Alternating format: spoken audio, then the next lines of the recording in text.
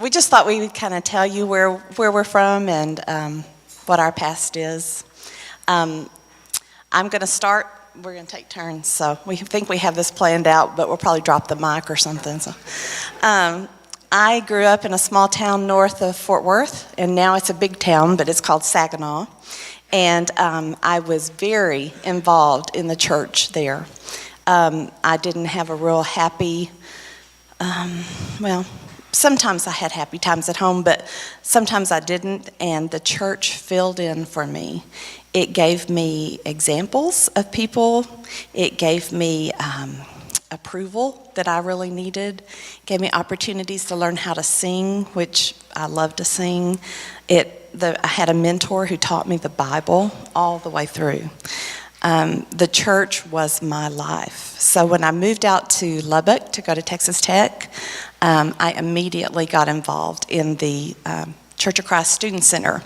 And I loved it out there, and that's where I met Bob. And he has a story to tell you about how we kind of got to know each other. Once upon a time, oh, wrong story. I grew up in Southern Illinois, and from there I went to Louisville, Kentucky to go to tech school, and from there Texas Instruments hired me to move out to this place called Lubbock, Texas. And I had in my mind that there would be barrel cactuses and things like that out there. There weren't, but they'd probably come blowing in from time to time during the sandstorms.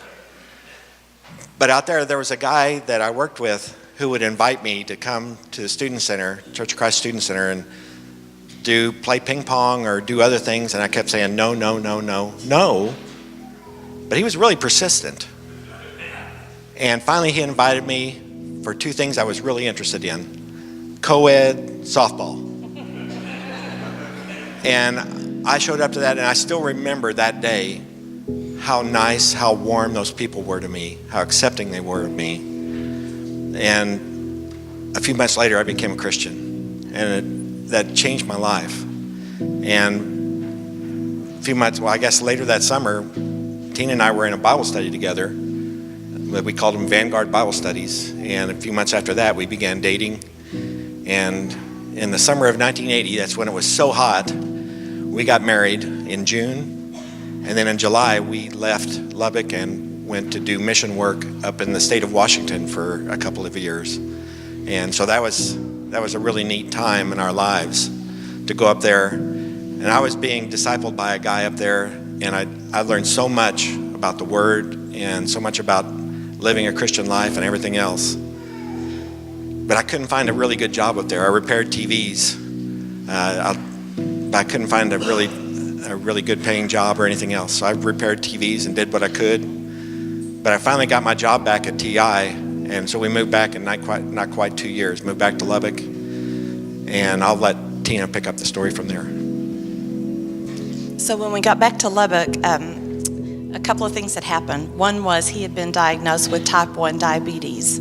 So at the time, we didn't know much about diabetes, and he didn't do too well for the first few months. He lost a lot of weight, and he wasn't very healthy, and he wasn't very happy. It was a hard time. Also, he was having to work nights. That's how he got the job back, was to be willing to work at night. So he's working nights, and I'm working days, and I'm going back to school to finish my degree. So there was a lot of stress between the two of us. We did reach out to one person at that time and made a big difference, I think, in her life.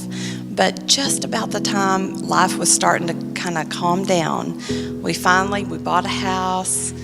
I got my degree. We thought things were about to settle.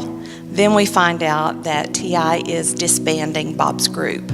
So we have to make another decision. Do we stay in Lubbock and try to find another job, or do we move to Dallas and go ahead and stay with TI? Because he could get another job at TI in the Dallas area. So we moved to Dallas, and by that time we're expecting our first baby. We have a house in Lubbock that we can't sell. Things are hard. We live in a little bitty apartment. We're spending tons of money just trying to pay rent and house payments and all of our bills. I didn't have any friends here. I didn't know anybody. We got involved in a church that was a good church, but we didn't fit there. It was the lowest point in my life. I was so depressed, so lonely. I had a new baby that I didn't know what to do with. And so my heart really goes out to young moms, especially those that feel kind of all alone in the world. So it was a really hard time. The good thing that happened was we ended up buying a home in Garland. When we moved to Garland, we moved to a different church, and we started going to Buckingham Road, and we made tons of friends. And at that time, they had a huge young marrieds ministry. We made lots of friends. They all had kids. It was a great time for us. But after, I think we were there about 10 years, weren't we? We decided to help start a church in Rowlett, and that was Heritage Church of Christ. So I'll let Bob tell you about that. So us and the Roseberries, I saw Deanna earlier, there she is, and a few other people, we all came together to help start this church in Rowlett. And now looking back on it, one of the things we didn't have was a solid background together. The core didn't have any cohesiveness to it.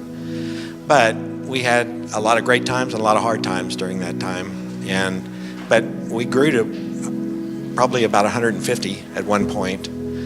But after that, we had to move because the building couldn't handle us, and it dwindled and dwindled and dwindled until finally we just had to close our doors. And then we came here, and it was like everything we were looking for, trying to build heritage into in a lot of ways. And so coming here just seemed like a natural fit. And Doug and Deanna were with us at Heritage, and then to see them here, that was a great blessing to us. And so it was just a huge blessing to us to find ourselves here at North Point with people that we connected with, and we've just been very happy here. Just to tell you guys about us, we have 2 daughters. They're both married. They married good Christian men. One of them is a youth minister at the Hillcrest Church in Abilene, and that couple has 2 little girls that are 7 and 4. And then our other daughter is in Edmond, Oklahoma, right across the street from OC, and she also married a youth minister, but he didn't stay in youth ministry. He has now gone back to school to become a therapist. And they have a 1-year-old. But they're all girls. Bob wanted sons. He wanted boys. He wanted someone to go fishing and play baseball and all that. So far, he's got 2 daughters and 3 granddaughters. So the Lord has a sense of humor.